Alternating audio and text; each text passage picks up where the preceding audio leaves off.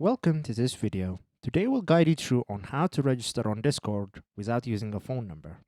So the first thing we have to do is open up a browser, and then we'll go to on the top address bar, you'll search for Discord, hit enter, and here is Discord, click on it. Once in the website, you can register here, or you can register using the software. I recommend you download the software and install it in Windows or Mac.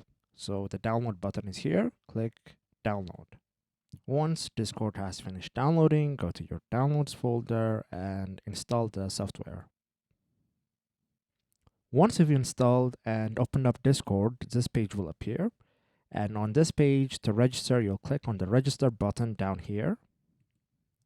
Now to register, you need to enter your account information. So the first and most important one is the email, then your display name, then username and password. Enter this information. Once you've inputted your information, all you have to do to create an account is click on the create account button. So Discord wants to confirm that you're human by providing this CAPTCHA. Complete the CAPTCHA to proceed. Once you've completed the CAPTCHA, then it will log you into Discord. So this is how you register on Discord without using a phone number. If this was helpful, please consider subscribing and leaving us a like. It really helps us out. See you next time.